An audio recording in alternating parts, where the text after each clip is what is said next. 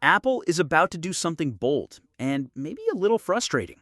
The iPhone 17 Air, the phone everyone's been buzzing about, might just be the most compromised iPhone Apple has made in years. Think of it less as your next daily driver and more as Apple's science experiment. Here's the deal.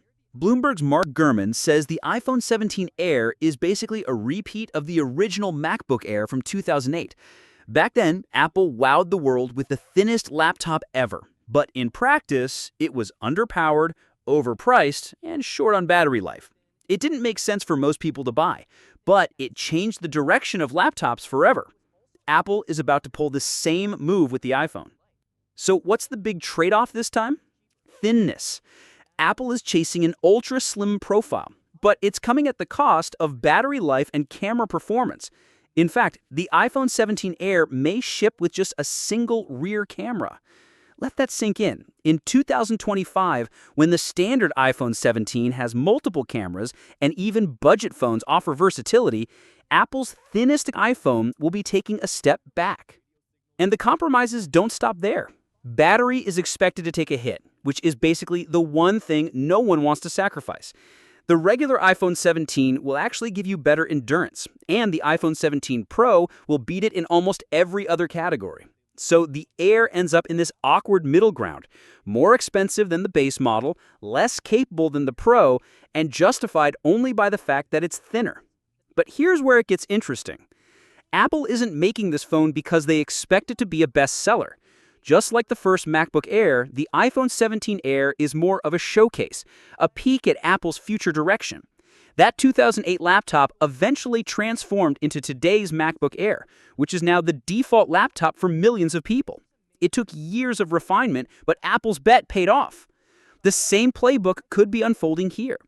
The iPhone 17 Air gives Apple room to experiment with new engineering, test advanced battery chemistry, and refine production techniques that will one day trickle down to the whole lineup. If you squint, you can even see how this lays the groundwork for a foldable iPhone down the road. Apple loves to introduce sacrificial products like this, devices that don't make sense in the moment but end up shaping the future. Of course, the problem is today. And today's consumers probably aren't going to be lining up for a thinner phone that cuts corners. We've already seen what happens when companies push design over practicality. Samsung's Galaxy S25 Edge was a perfect example. It was an engineering marvel, crazy thin and futuristic, but sales were underwhelming because buyers cared more about cameras, battery, and durability. Apple is walking that same fine line.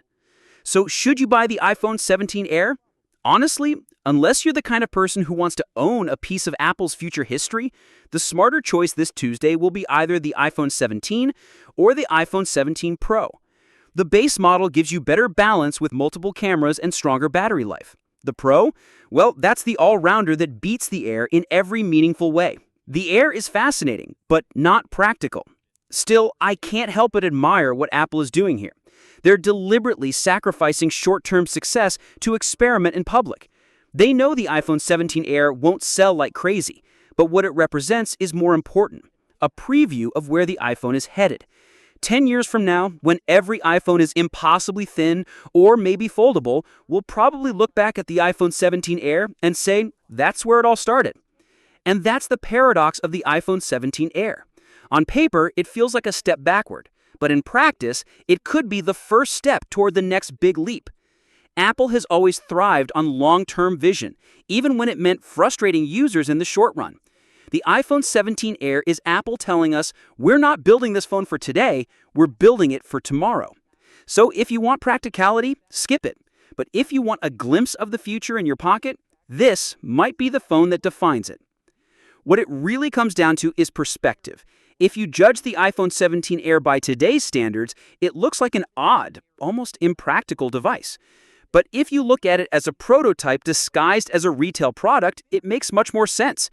Apple is essentially selling its vision of tomorrow to early adopters who don't mind being part of an experiment.